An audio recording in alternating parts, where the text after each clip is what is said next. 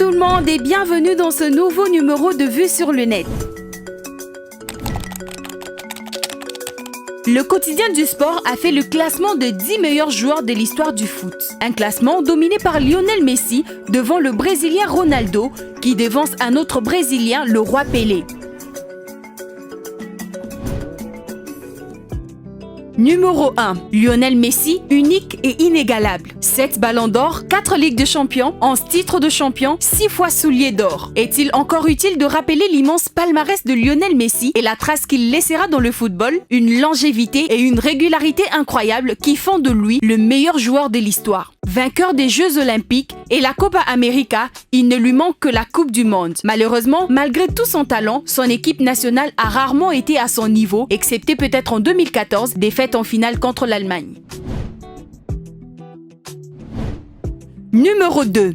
Le Brésilien Ronaldo méritait de faire encore mieux. Ronaldo compte 2 ballons d'or et 2 coupes du monde à son palmarès, même s'il n'a pas joué en 1994. Sans des problèmes au genou, cet incroyable attaquant qui a gagné avec le Barça et le Real, mais à qui il manquera toujours la Ligue des Champions, aurait sans doute encore un meilleur palmarès.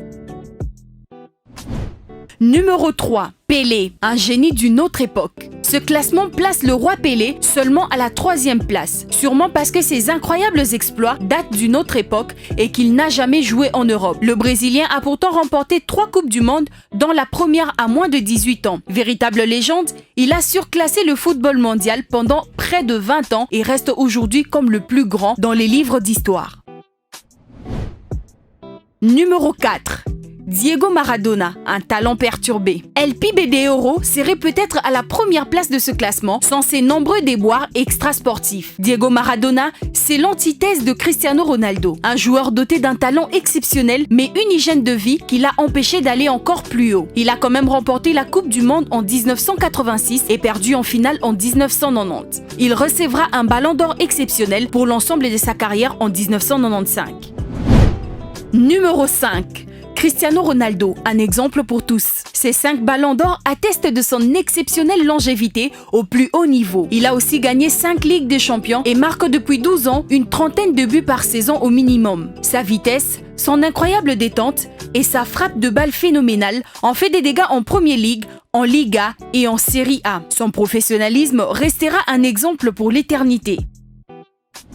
Numéro 6. Ronaldinho pour le plaisir. Comme pour Maradona, sa carrière aurait sans doute pu être encore plus réussie s'il avait affiché le même sérieux et professionnalisme qu'un Cristiano Ronaldo ou Lionel Messi. Mais quel talent, quel plaisir de voir ce joueur exceptionnel lâché en liberté sur un terrain de foot. Une carrière récompensée quand même par une Coupe du Monde et un ballon d'or.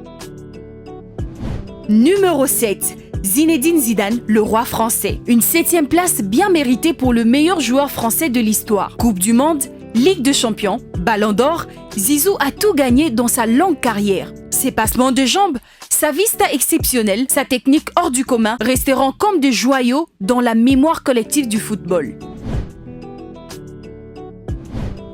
Numéro 8. Johan Cruyff, le maître du jeu. Le néerlandais au fameux numéro 14 a laissé une trace indélébile dans l'histoire du foot. Symbole d'un football total tourné vers l'attaque, Johan Cruyff a été le premier joueur à remporter 3 fois le ballon d'or en 1971, en 1971, en 1973 et en 1974. Il a aussi remporté 3 fois la Coupe d'Europe des clubs champions, ancêtre de la C1 avec l'Ajax. Mais Cruyff a aussi laissé une trace dans le football à travers sa carrière exceptionnelle d'entraîneur, avec notamment 250 matchs sur le banc du Barça entre 1988 et 1996. Saisons durant lesquelles il a tout gagné. Numéro 9. Michel Platini, les métronomes magnifiques. Buteur, passeur, magnifique tireur de coups francs, capitaine charismatique, Michel Platini a marqué l'histoire du foot français, mais aussi du foot mondial, avec une main mise sur le ballon d'or. Au début des années 80, il recevra le trophée en 1983, 1984 et 1985. Très marqué par le drame de Heysel, il arrête sa carrière relativement tôt, à l'âge de 32 ans. Un regret, il aurait mérité de gagner la Coupe du Monde en 1982. Numéro 10. Franz Beckenbauer, les Kaiser. Le 10e de ce classement est peut-être le meilleur défenseur de tous les temps. 3 fois Ballon d'Or, chose exceptionnelle pour un défenseur, vainqueur et finaliste de la Coupe du Monde en tant que joueur, puis vainqueur et finaliste en tant qu'entraîneur, 3 fois vainqueur de la Coupe d'Europe des clubs champions, Franz Beckenbauer est une véritable légende. On ne le surnommait pas Kaiser pour rien. Nous sommes à la fin de ce numéro, on se donne rendez-vous au prochain numéro. En attendant, portez-vous bien. Au revoir.